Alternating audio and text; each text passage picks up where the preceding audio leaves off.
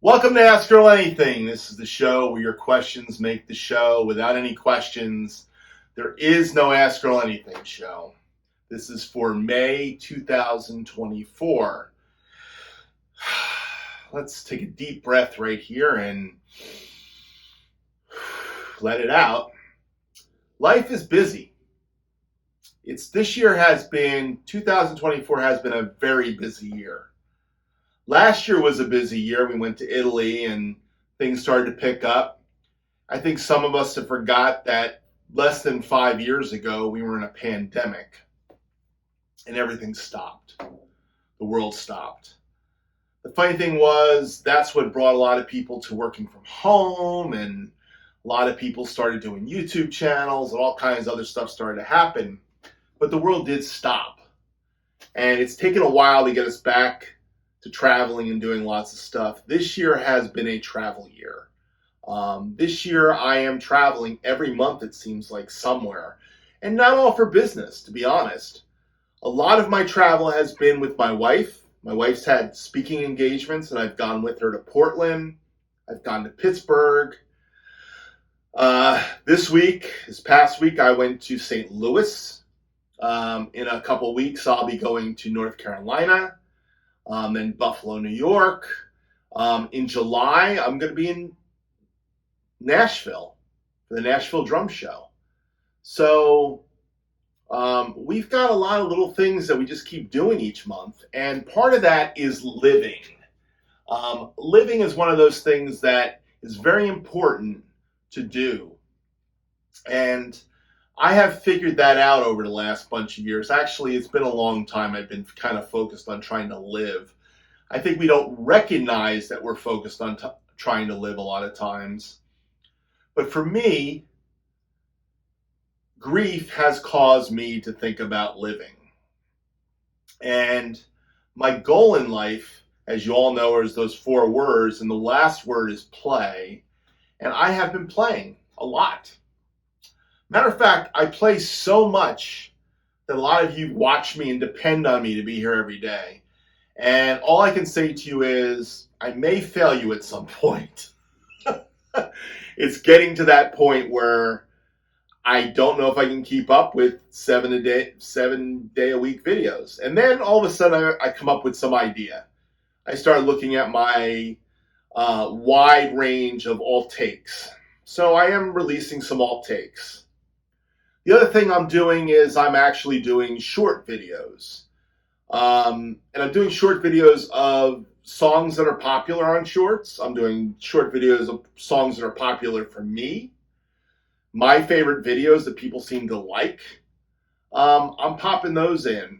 And I'm going back and finding the videos and making shorts out of them. And it's a way of connecting. So if you don't see my normal daily video, you will see a short or something else, from the past coming up. But I've been doing this a long time. One of my subscribers pointed out to me that I'm getting near 2,000 videos, and it took me till yesterday to figure out where in YouTube Studio to look to actually see how many videos I actually have posted on my YouTube channel. Now, realize this. Not all those videos that I've done have been released. Many of those videos are sitting there in folders that are called alt takes or blocked videos. And occasionally a video just gets lost in there too, I'm sure. So, but I'm getting close to 2,000 videos, and he wanted to know, and I'll actually reference his question right now. He goes by, I can't see his logo. It's King E23 Drums. Gary Stevens 7091. He asked me 2 questions. One question was, as you're coming up to your 2000th song on YouTube, which is a fantastic effort, what will your 2000th be? Cheers. I will answer the other question in a few minutes, my friend Gary. The 2000th video, I will never even know when I hit my 2000th video. That's what I figured out. I'm about 100 away. And that's depends on how many videos I post and when I post them and what I post. So I haven't looked at videos as 2,000 videos. I don't even know what to say about that. I just create content every day trying to reach you guys with the stuff that I love to do, and it's a place for me to share my enjoyment of playing drums. I have another friend of mine, his name is Tony Bartone. He has a YouTube channel too. He does very short videos. He plays piano and drums. He's a great big band drummer. Tony is another guy that just plays every day and just puts stuff out all the time. I think he's on all the social media though. He's on Facebook and Instagram, and I can't do the Facebook and Instagram anymore. I have a Facebook channel, but it's called Drum Talk. I created it right around the time I created this YouTube channel. Actually, after I created this YouTube channel, but during my transition, the year I was really doing a lot, I was trying to do drum lessons. And anyhow, I don't go there. I don't write there. People every once in a while find something and say something. I apologize to those of you that do that and I don't get back to you. I'm not a very good Facebook host. Instagram, I've been off of probably 7, 8, 9 months now. Don't miss it, to be honest. The further I get away from it, the less I even care I ever had it. When I really have a hankering to just flip through some stupid stuff, it usually ends up in the YouTube short department these days. Try not to do too much of that either, because really it's not showing me anything but these little small clips. But people like these because our brain now is trained to actually watch 22 seconds of video and then we flip to the next thing. So long form drum covers are becoming a thing of the past too. I guess I'm a dinosaur in the YouTube world now. That's what I guess. So when I hit my 2000th video, I will not know anything about it, Gary. But I do know when I hit 9,000 subscribers and 10,000 subscribers, or when I hit 100,000 views on something, which I'm not close yet on anything, within 25,000 views on one video. I keep getting lots of people watching videos, and my bigger view videos continue to grow, but nothing near 100,000. I've had no viral videos like some of my friends have, Tony Bartone being one of them. He gained a ton of subscribers by his viral video. I know Jim Flies 2, Jim Huey, he definitely has a viral video on him playing How Would These Different Drummers Play. I think it was Africa, not Rosanna, but it could have been Rosanna. I can't remember which. It was a Toto song, playing like Jeff, and he did Buddy Rich doing it and Lars doing it, and that's got like 700,000 views and stuff. So I've had no viral videos in my YouTube career. I just am steady Eddie. Keep putting out videos. People like them, watch them. Thank you for watching my videos. I do have a great crew that loves to watch my videos every day. And this is my way of saying to you all, if I miss a day, don't be upset. It'll come back when I have more time to spend down here. It's been weekend after weekend of doing lots of stuff. Really, really busy with life and work and family. And that's what life's about. It's not about playing drums on YouTube. So anyhow, just want you to know I have no grand scheme, no grand plan here. But I do love this show, and I will continue to try to do this once a month. And I will continue to try to put out content you love and like to watch. Now, my genre is really pop music from the 60s, 70s, 80s, a few 90s tunes. Then I kind of fall off the pop thing. Every once in a while I put in some CCM, Christian music from the 70s or 80s, occasionally a new one, and some fusion type jazz. And those are my genres I enjoy, and every once in a while I'll throw in a 80s hair band song or a 90s really progressive rocking tune, or maybe a grunge once in a while, but it's not my wheelhouse. It's not where I like to fly, and most of you enjoy me playing the big kit, playing those songs that the master studio drummers all played back in the 70s, where I have a lot of fun with this kit, or my Gretsch kit, my walnut Gretsch kit. So it seems like I play songs that you enjoy and in your genres, things you like. And that's why you guys follow me. So I'm not trying to be anything I'm not, that's for sure. I've learned that I don't have a lot of chops compared to people on YouTube. A lot of young drummers have got chops up the wazoo. I have nothing like that. But when I need to turn it on, I turn something on and it's there. So today's questions are about videos I've done this month. And let's just jump into it and see where it goes. But everybody, thanks for watching and thanks for being subscribers to my channel. If you don't subscribe, please like and subscribe and check the merch out too, whatever that is. There's t-shirts there for you. So let's go back to Gary Stevens 7191's other question. He said, let's talk about bass drum portholes or no porthole. And what size would you have? Which size would you have it as if you were coming and what size would you have it? Period. And then he goes into the question about my 2000th video. So, Gary, hole or no hole in a bass drum? For the studio, hole in the bass drum is pretty important. All my kits have holes in the bass drum. Now, I have 3 different size bass drums. This is a 22. I have a kit in there right now is the little Maple Gretsch kit with the 18-inch bass drum, and I have a 20-inch bass drum. So I have 3 bass drums. They all have holes in the head. They all have different size holes. The 18's got a 6-inch hole with a kick port in it, so it gives a little bit more woof. And it sounds great on the 18-inch kick drum. It's right off down to the side, so it's not, if you look at the drum head, it's this. It's down here on the left side, usually down low. My kick drum for my 20 has got the same 6-inch hole, but it's dead center. And this is my studio thing. I like the head cut dead center, to be honest. It goes back to the 70s. It goes back to the 80s. This kick drum has got a huge hole cut in it. It's probably 12 inches at least, maybe bigger. It's a big hole. It may actually be bigger than 12 inches. It might be right along the 2-inch edge, so this could be a 20-inch hole in this. At one point in time, I had a 12-inch record size hole in this drum, but then that head broke. So this head, I think, was a Power Stroke 4 that I cut along the Power Stroke, so you see the white on it. But I like center holes, and I like to have a lot of space to put the mic in on this drum. This drum has got that 70s kick drum sound. I don't really mess with it. I don't care to make it a poofy, big band sounding drum. Now, there's times when a double-headed drum really works on an acoustic gig.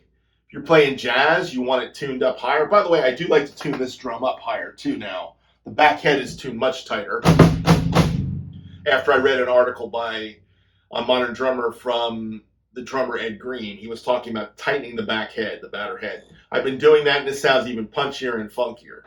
So, just a tip I picked up from Ed Green. So, but yeah, drums are a little dusty, but what's new? You know, I don't dust my drums. You can see I don't care about the covering on my drums. So that's, you know, this kit is what it is. Sounds good, looks okay. I'm happy with it. But 22-inch kick drum, big hole in the front head. So that's my holes. Have I played bass drums with solid front heads? Definitely have. Matter of fact, my first bass drum head on my Gretsch kit when I got it from the factory, which I bought through New York's Ippolito's drum shop, Frank Ippolito's drum shop, which was Jane Ippolito at the time because Frank had died. It was Professional Percussion Center in New York, came with a solid Gretsch front head. And the first couple years I had that drum, I had the solid head. I did not have a hole in it.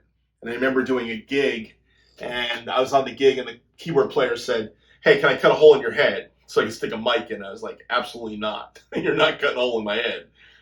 By the way, I also had another friend. I had a kit for a while. It was a Fibes drum kit. 12, 13, 16, 22 fiberglass drums. I wish I had those drums still. They were ugly as all snot. They had like brown marble color, pizza shop, New Jersey pizza shop brown marble, like you saw on the Formica tabletops on tables in the 70s and 80s. Fibes Company put these out. Anyhow, these drums are great. They were my friend Pat O'Donnell's drums. I had them down in my friend's studio in Beechwood, New Jersey. And he one day decided he wanted to cut a hole in my bass drum, and he didn't ask me. Boy, did that tee me. Cut my Fibes drum head, which was solid, was solid Fibes drum. I just decided to cut a hole in it. Actually, I think I had a hole in it. I just think he wanted a bigger one for some reason. Something must have happened, but all of a sudden I went down there, it was all ripped up. I was so teed, man. I leave my drums at your house. Don't mess with them. I don't mess with any of these amps and stuff that are not mine hanging around here. By the way, if you're somebody that left an amp or a guitar at my house, you should come get it someday.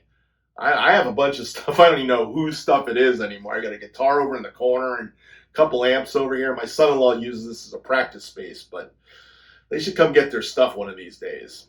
But anyhow, I digress. Anyhow, solid bass drum heads are cool too. I just like holes in it for studio, for putting mics in it. It works better. I gave you my preferences. Thanks for getting the question, Gary. My next question comes from Edward Kaminsky, 8142. This was on Solitaire by the Carpenters. I've done a bunch of Carpenter songs this month. I have another one sitting in the can. The one I did originally first is still sitting there. One of these days I'll put that out. It's probably the lamest drum part of the bunch, but it's a nice drum part. It's just very, very mellow. It's a lot of that. There's not a lot of, there's a couple little tom riffs, but it's really delicate. Jim Gordon playing delicately. Edward asked the question this: I notice how far above your kit the 10 and 12 sit. I'm amazed by that. Not only allows for so much positioning with the two rack toms on the kick, and the 1/4-inch arms as opposed to your setup. So I don't know what he was trying to say there. I think he's talking about, I have these arms up here. Your arms are high probably because the kick is not 24 or 22. Just observing as I progress at how individuals set up their kits and why and when they move to a cocktail kit and back. Great stuff to ponder. So Edward was pondering drum kits. So I thought I would take an opportunity to talk about this kit a little bit. Now, traditional concert toms come with these clip stands. And all these drums came with clip stands, by the way. Clips are easy to take on and off. They're just terrible for positioning. Matter of fact, I only use it on the 8 and the 10, or the 6 and the 8. So I have an 8 and a 10. This is the 8, and then I have a 10 that slips on here, and then I have a 6 and an 8 that slips on a stand. I've got a couple of these stands hanging around. Matter of fact, I was using one on the other kit with a 6 and an 8-inch tom, my extra spare blue 8-inch tom with hydraulics heads on it, and my Octobon, which I put a clip on for a 6-inch. But the rest of the toms I have on rims mounts, so I can use my 7/8 Pearl tom arms to make my kit rounder around me. I like the kit to wrap around. And I find these drums just coming straight will not wrap around. They'll be it's like all straight. And I don't like that. I want kind of wrap and flow. It makes me feel better. So this kit is set up for the studio. It is set up not for resonance, but set up for mounting the toms and not messing with drilling more holes in the already holes I have drilled in these toms. So anyhow, that's the long and the short of it. That's why I use it this way. But this is a 22-inch kick. So it does sit a little higher. I like to sit up a little bit higher. But I like playing a small kit too. I don't have a cocktail kit. I think you meant by cocktail kit, little bass drum, 1 toms, 1 floor tom. I like playing that kit just as much as I like playing the big kit. So it all depends on the day of the week and the song I'm doing. So if that makes any sense to you, Edward, that would be cool. I hope you enjoy me using your comment as a question for today's Ask Earl Anything. All right. Another thing, this was on Where You Lead, I Will Follow, Carole King. I got a question from Mickey F. 3730. Say, great job. Question. When you learn new songs on Moises, do you turn the drums up and the other instruments low to play along with the drum parts? In actuality, when I play along with most tracks I do, until I learn the song, the drum track and everything is on the same level as you would hear it in a normal mix. So I'm just playing along with the drummer like I was playing with records. Matter of fact, that's what I love about drum covers, is what I'm really doing is going back to my childhood, sitting in my mom's den with the record player on and the headphones on and playing along to the records. That's all I'm doing, except for I hear my drums better in my headphones. I had no way of hearing my drums back in that day. So, but yeah, I just listen to it. Now, sometimes I'll learn drum parts by soloing the drums for a little bit. That's how I'll learn it, but I don't normally play along with the drums higher than the other. Matter of fact, most times when I really get to the place where I learn the song, I take the drums out, play along with a click, or I play the drums really low just so I stay in the pocket with them and I don't lose it. Most of the songs I'm doing are not strict click songs, meaning they may have used a click track to record them, but that click is not a precise thing. It's a kind of a little bit of moving. The way they recorded with click tracks back in the late 70s and early 80s was it was an oral click. It was a Uri click usually, and if they felt they were burying it and it sounded good and it was a tight track, they kept it. Today, we get obsessed with the click. It's obsessed with the click, obsessed where it lays on the grid. We look on the grid, we micromanage the grid to the point where, oh, he's a little bit ahead. Oh, he's a little behind. Let's suck it in. And then we fix it. Which, by the way, you've heard me rant about this enough. I hate that. That's what I hate about recording today, is that everything is perfect and it sucks the life out of it. And these guys had so much personality. I mean, you can't listen to a Jim Gordon track or a Jeff Porcaro track or a Jim Keltner track or a Russ Kunkel track or a Steve Gadd track or an Andy Newmark track or a Rick Marotta track and not feel their personality coming out of the drumming. It just has a feel to it, and we suck the life out of it to try to be perfect. So anyhow, I do listen to the drums. I don't overemphasize them, Mickey, and only if it's trying to learn will I actually just solo it. And that's kind of interesting when you solo a guy like Jim Gordon's drum parts and you go, wow, he's really not playing all that, and he doesn't crash much. That's kind of cool. So I've learned a lot listening to these guys, these pros do their thing. So I do scope it pretty good, but I don't make it louder, that's for sure. Here's another one. This is on another day, Paul McCartney. This came from Brian Drums 32. Epic performance, my friend. You just played so smooth. I noticed your timing is getting 100%. It's getting 100%. I guess 100% better, you mean? You're always locked in. Have you been practicing with a metronome? Like every cover is precise. I love it. Fully watched, fully enjoyed. I think when you play with covers as much as I play with covers, and you start scoping the drum parts the way I scope the drum parts to try to be exact, and then you start playing along with a click on top of that track that's kind of set to go with the track. Because when you listen to a Moises click, it's not, if it says 92, it moves a little bit. In Logic, it actually shows you how much it moves. They call that tempo mapping. None of these clicks are 92 and it stays 92. Not one of any of these songs I play. I never get a song that says 72 and it stays at 72 the whole click. It always just moves around a little bit. So when you get used to playing with the moving click and listening to the drummer, you feel locked into it. So I know how to lock in with that drummer really well. I've gotten really good at listening to that and locking in. And the more I play exactly what the other drummer played, or try to play exactly what the other drummer played, the tighter I get with it. So that's another aspect of it. I think the sheer amount of drumming I do makes my time better. Now, do I practice with a metronome? Yes, I practice with a metronome. Matter of fact, I play with click tracks in church all the time. So it's not that I can't play with a click, but I think when I play with a click, I have a tendency to kind of play around the click. I don't listen and just try to be backside of the click or dead on the click. I just try to play with the band and manage the click, keep it in there. So it's kind of got me in it. And I've got a little head foot and a little back snare. And sometimes on these covers, I actually pull it back. Give you an example. My good friend Dave Jones, I did one of his songs. It was called Glory. And it's from his album. His album was produced by his son, Zach. So you got Sting's drummer on Dave Jones's album. That's because Zach's his son. Zach did a great job. Zach plays way back. Zach's a way back click player.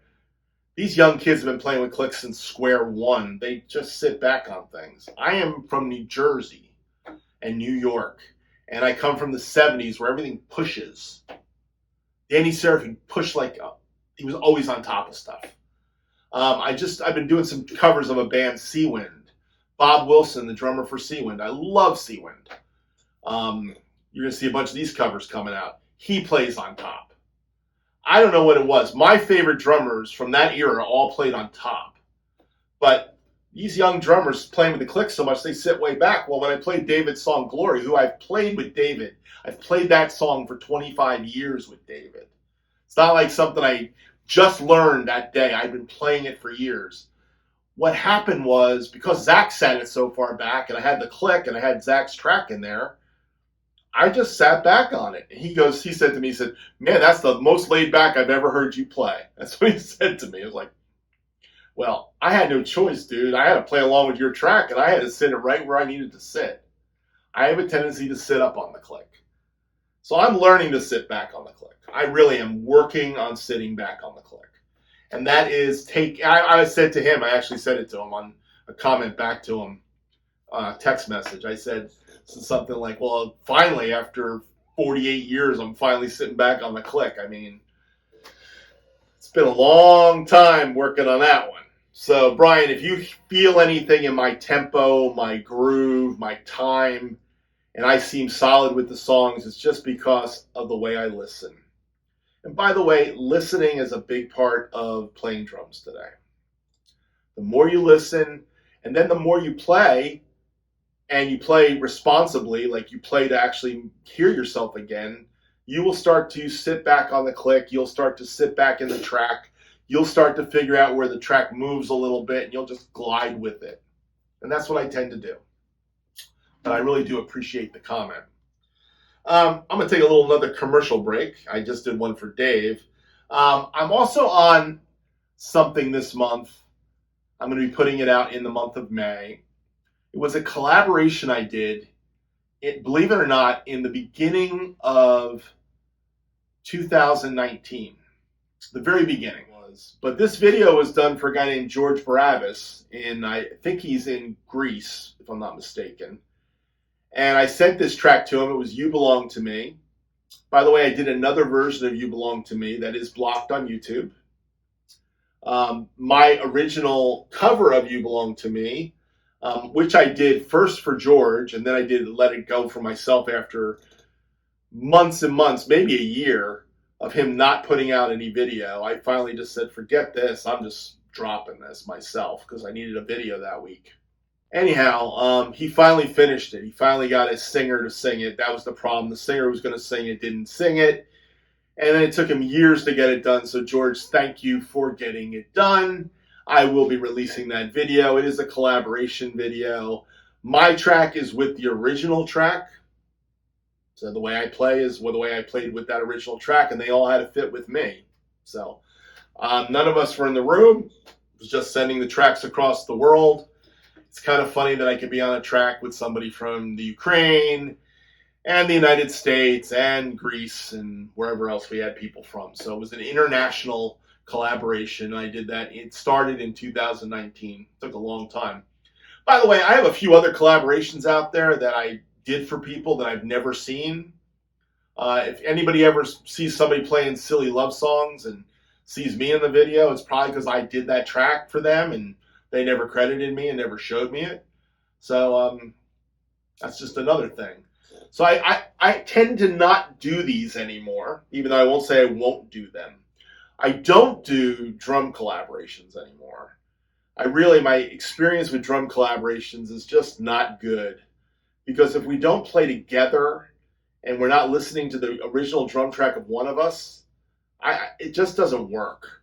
If one's behind and one's ahead. I did one with a good friend of mine, actually, and he sits so far back and I sit so far on top that it really was jarring, actually, to listen to.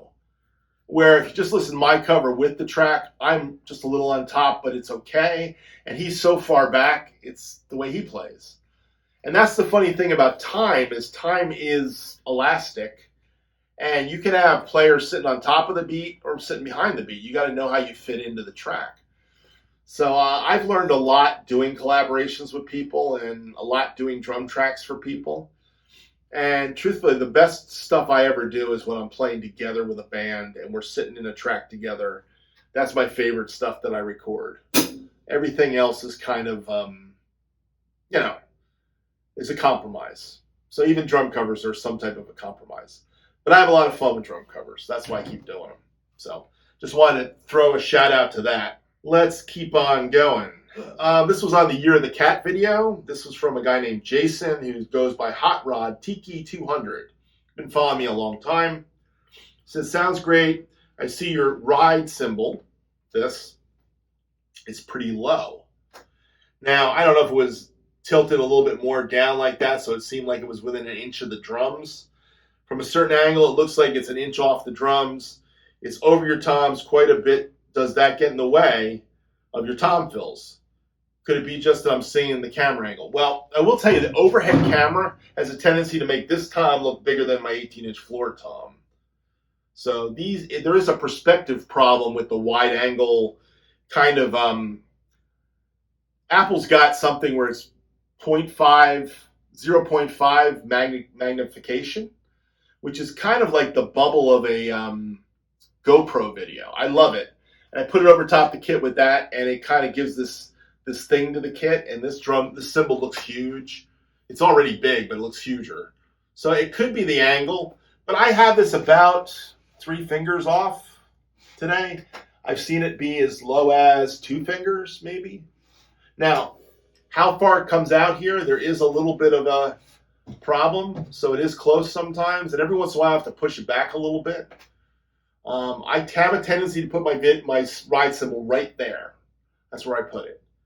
But I'm pretty accustomed. I know this kit. Once it's set up for a while, too, I really start to dial it in.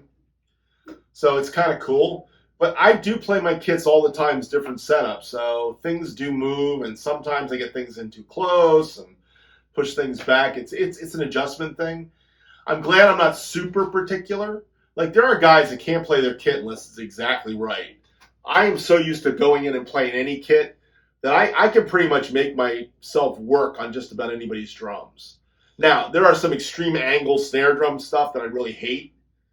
Like, I was at my friend Pat O'Donnell's house in Pittsburgh, and he had his snare up. He plays traditional probably more, like this, and he had his snare up, and I was playing, matched. That's a little bit harder to get the vibe the way you want it. But it's his kit. When you're sitting down in somebody else's kit, you get what you get. When I sit on my kit, I know where I want my snare to be. I know how my snare is tilted a little bit towards me, but not super tilted towards me necessarily. I've been working really hard as I keep talking to you about this, about putting the stick right in the center of the head versus the rim shot.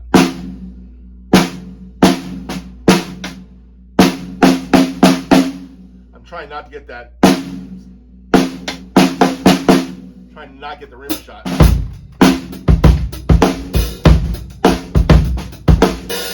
Rim shot.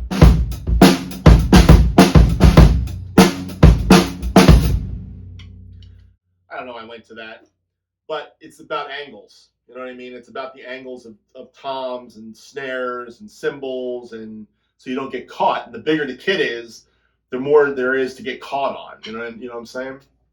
I am digging this little splash cymbal. I don't know if you guys all recognize the new splash cymbal. It's a 12-inch 2002 splash I picked up at Hawthorne Drum Shop in Pittsburgh, Pennsylvania. Sounds kind of cool.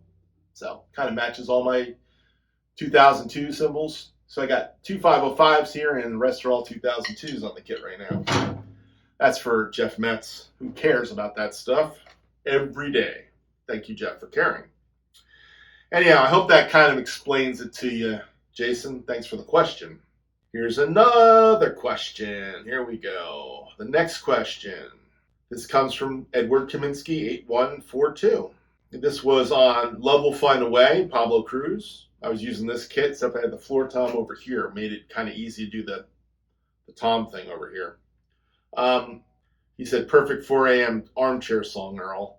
I do put out videos pretty early in the morning. You must have a library material from years of listening and playing.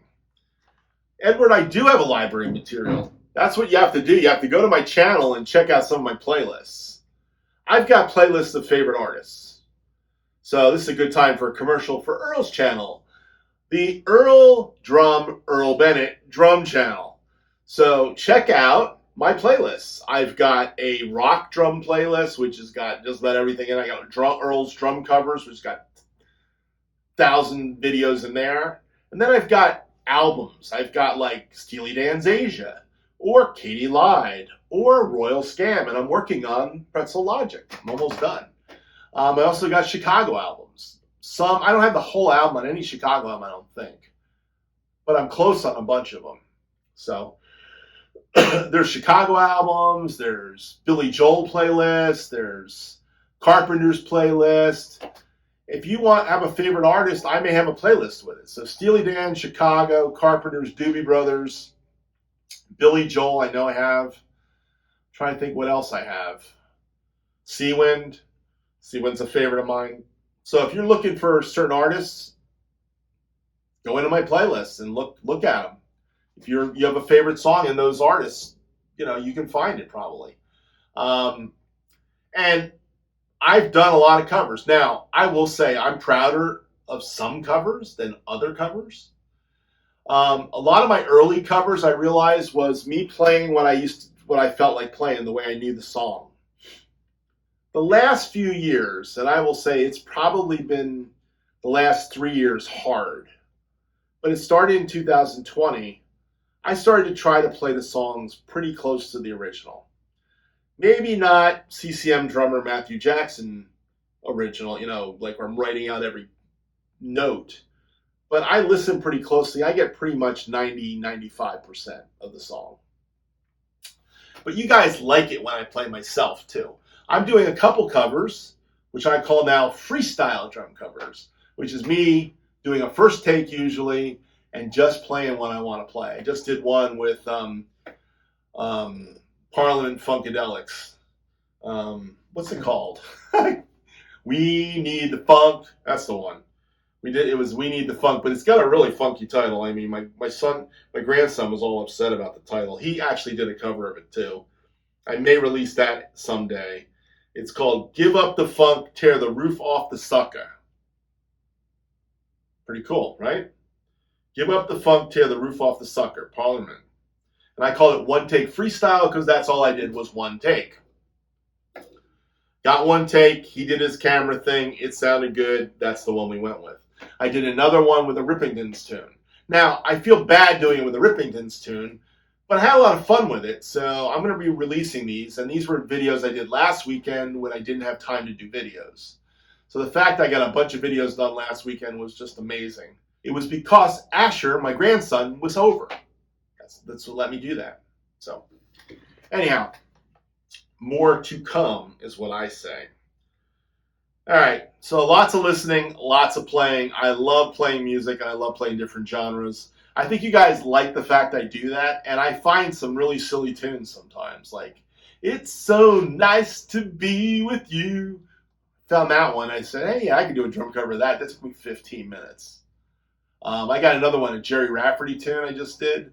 Not Baker Street. I did Baker Street already. This was the other one, the other hit he did. I literally sat down and I played it, and there was no drum fills, and I just was locked the whole time. And I got to the end, I said, that's it. I'm playing this one time. I'm finished with this thing. I haven't put it out yet, but I will eventually, one of these days. All right, next question. This comes from James-KJ7TZ. And this was on Ask Earl Anything, Practice Habits, Drum Lessons, Black Label 2002s, Drum Heads, and Other Gretsch Kit. That was last month. He said, what is your spring tension on your Camco pedal?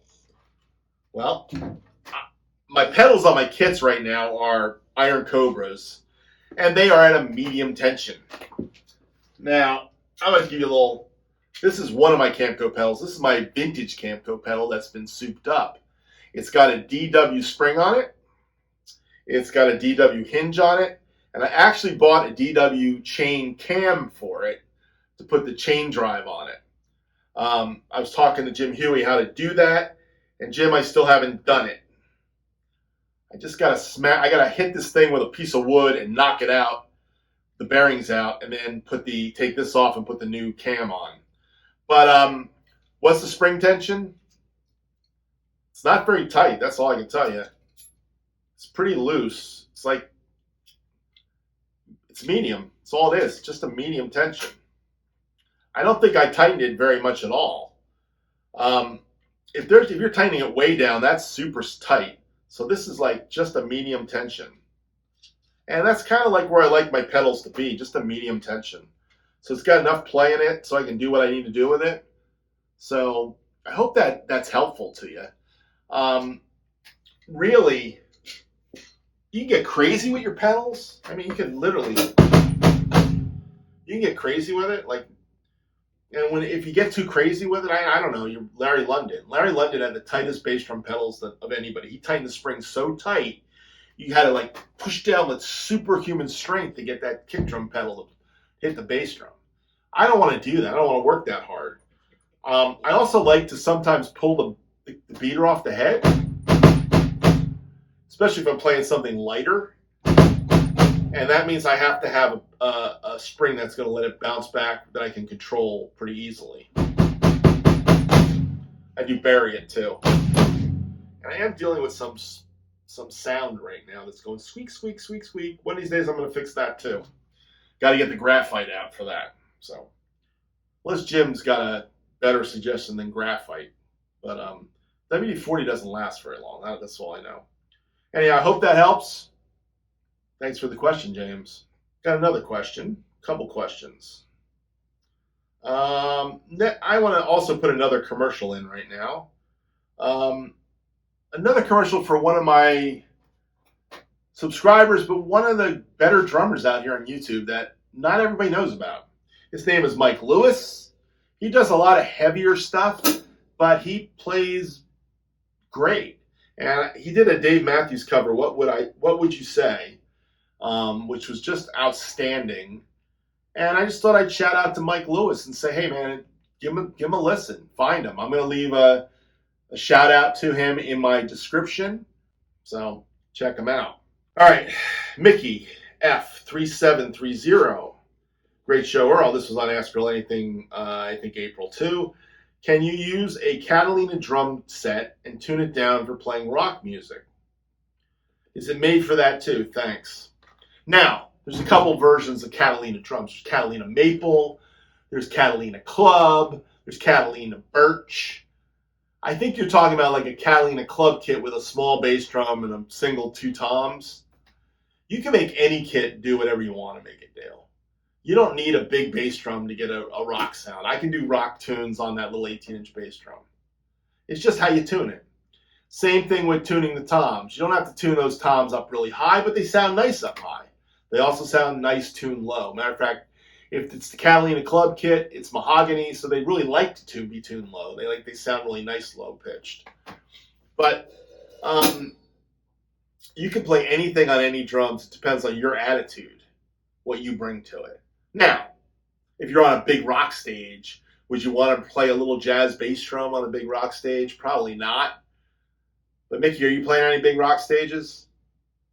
I mean, if you're out playing clubs, I take the smallest kit possible when I'm playing a gig. Matter of fact, the last gig I remember playing in a club was with my band, the Swigs, back in 19.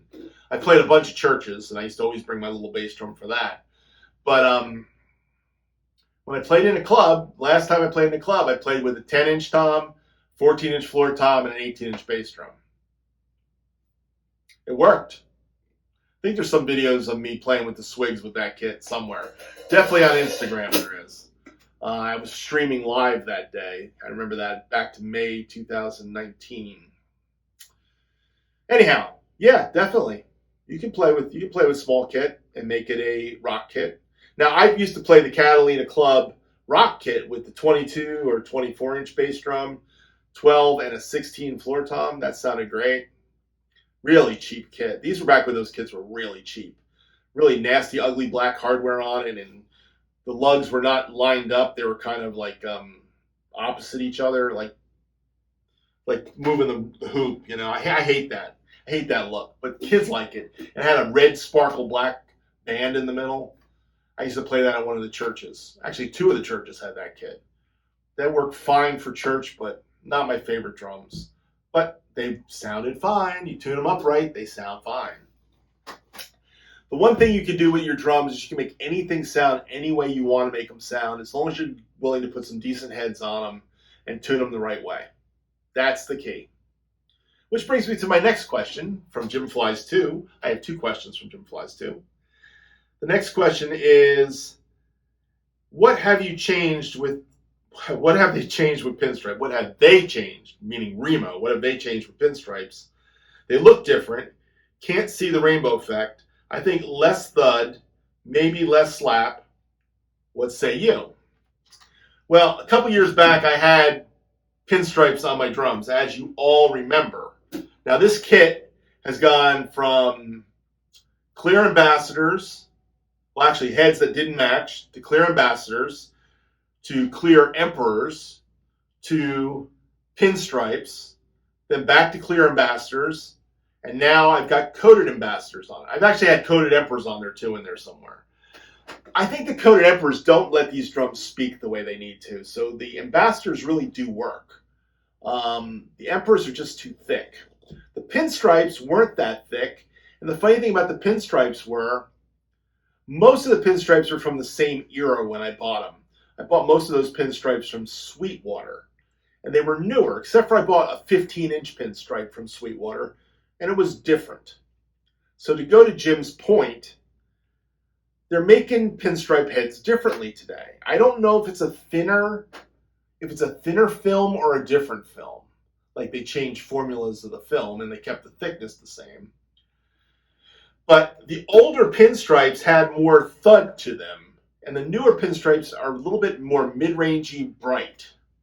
So my pins really sounded great on that kit, and that 15 had that thud to it. So many times you heard the 15 in the floor tom position, and it would go, 6, 8, 10, 12, 13, 14, 16, and then I'd come down to 15, and it sounded really deep because it had that thuddy Pinstripe head on it. The other ones were all brighter heads. So they have done something to the heads in the last few years, Remo. I don't know what it is, though. A lot of guys don't play pins anymore. But I think having a good set of Pinstripe heads to put on these drums is kind of cool, and they may come back on these drums again. Here's another thing I want to say about drum heads. I don't throw my drum heads away. I just take them off and put them over in the shelf. And one day when I want to change, I just switch them back on. Unless the head is so trash that I can't put it back on. Usually snare heads don't get put back on the kit. But sometimes I do put kit. These ambassadors were all on my other drums. Except for this 6 I had to buy, which is a real old school 6. This came as the bottom floor tom head on the 18. I actually bought a new 18-inch coated ambassador. But these others, they were all on my other drum kit. I used them for a while, then I switched heads again. And I just put them off to the side, and they sound great. I just was watching, who was the drummer? I'm trying to think who the drummer was.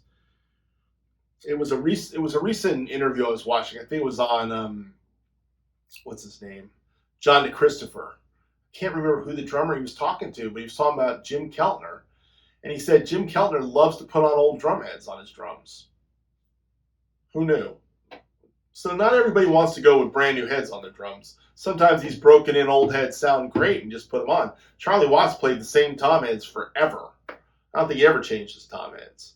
So changing heads is a little overrated. And it used to be cool to just change heads because if you had the money and the heads were cheap enough, you would do it. But heads are not cheap anymore. Nothing is cheap. I mean, cymbals are so off the roof charts these days. I mean, I can't afford to buy a brand new cymbal. I'd rather, if I find a used one like this, I bought it.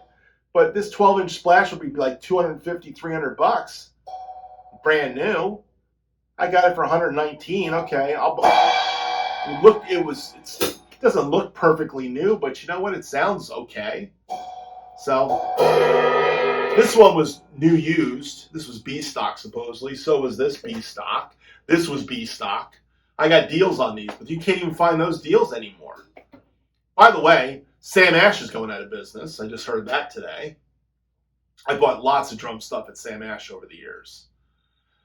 It's just sad to watch watch these music stores go out of business. Guitar Center is useless. I mean, we all buy from Sweetwater because it's mail order, or Amazon, which is worse, by the way. I mean, now there are Chinese knockoff stores, and Jim was telling me about the Pinstripe heads he bought. I'll let him tell you that story. I was supposed to send you a video, wasn't I? It's supposed to be about my Pinstripe story. You did not remind me, Jim. I will try to do that, Maybe I'll use some of this. Maybe I'll use some of this to send to you about the Pinstripes. But, yeah, I mean, the truth of the matter is, they're making knockoffs of this Remo stuff now in China that's so much cheaper that you can afford to buy another set of heads. But how long it's going to hold up, who knows? I mean, I don't know.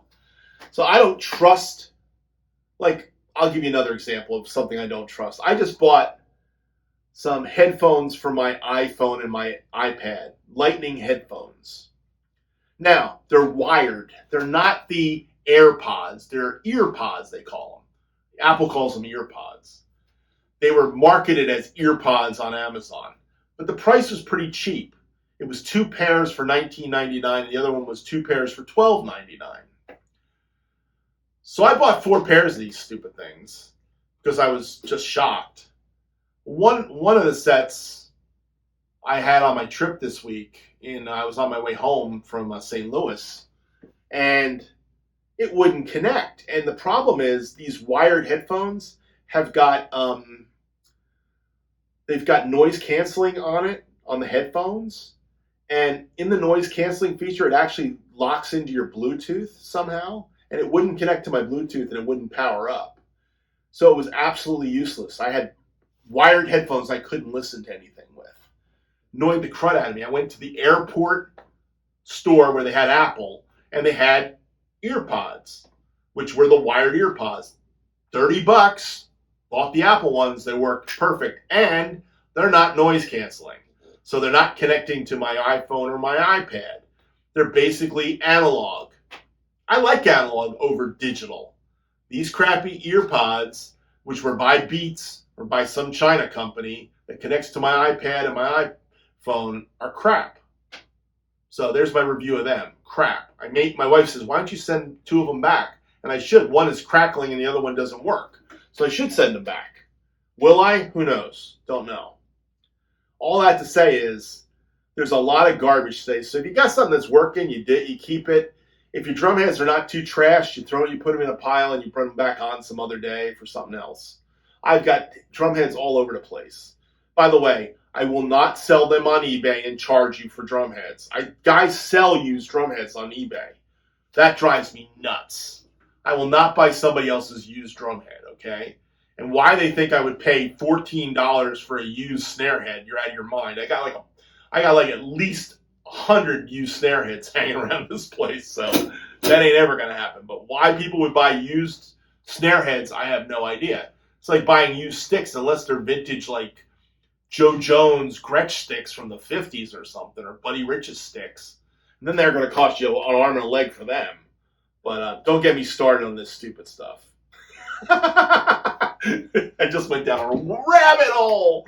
All right. My last question. is from Jim Flies 2. I believe it's my last question. This was on Carpenter's U. He said, very nice orchestration on the tom fills. He said, what was your first drum set and when did you get it? Show a picture.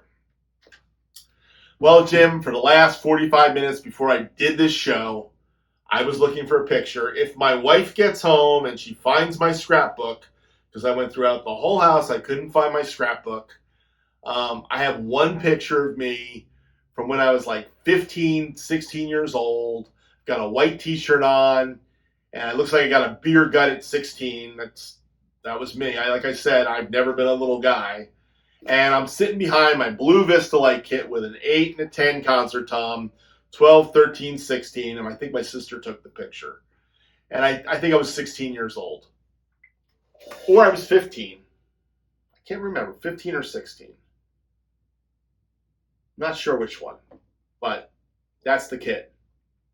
So it was blue Vista Light, had an 5.5 by 8, 6.5 by 10 concert tom, 8 by 12, 9 by 13, 16 by 16 floor tom, 14 by 22-inch kick drum, and a 5 by 14 blue Vista Light snare. I would come to find another Vista Light kit in 1997 in Sharon, Pennsylvania on a family vacation. And I bought a green Vista Light kit that was the same Big Beat series. Basically 8 by 12, 9 by 13, 16 by 16, 14 by 22, 5 by 14 snare, green Vista Light for $400. That blue Vista Light kit originally was $440 brand new. So I spent $400 on the green Vista Light kit in Sharon, Pennsylvania. I used that for a bunch of years. Then I sold that for some preamps for my studio back in 2008 or 9. I can't remember when. So I haven't had those drums for at least 10 years or more than 10 years. But love Vista Light drums. They are what they are. They're not good in the studio. They're okay live. They weren't good to travel with, but my first drum kit was a Vista Light kit. Ludwig Vista Light. So I grew to love them. I also love the concert toms.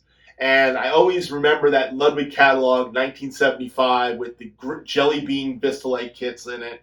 And they also had a blue Vista Light kit that was a Big Beat kit. They had a clear Vista Light kit, and then they had the Jelly Bean Octa Plus kit. And then I'll never forget, it was on Soundstage. I think it was from Switzerland. I think it was the that famous international jazz thing. What's the thing in Switzerland? The jazz festival. I think it was Chick Corea and Billy Cobham was playing a blue Vista Light Octa Plus kit.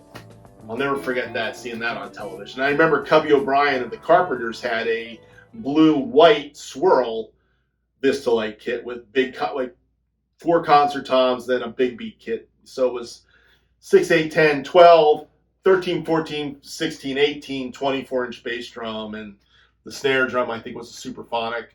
Karen had a clear kit. She played. I saw the Carpenters. They were the first act I ever saw in concert, was the Carpenters at the Garden State Arts Center. So I think that's why I have such an affinity to Carpenters music, and my mom loved it. And I played along to that first album. It's actually their second album, Close to You and We've Only Just Begun. Those albums were that album was just important to me because I learned a lot listening to those albums. And then every other Carpenter song that came out always was a favorite of mine. And then when I started doing weddings, I started playing Carpenter songs. But yeah, that's where I had my affinity for concert toms came in early in the 70s, looking at the Ludwig catalog. Anyhow, Jim, if I find a picture of me behind the kit, I will make sure I put it in before the end of this video. If not, that's Ask Earl Anything. Your questions make the show. Without your questions, I don't have a show. I do appreciate your questions, your thoughts, your comments. Thank you all that watch and listen. Please like and subscribe and keep watching the videos. I'll talk to you soon again next month. God bless.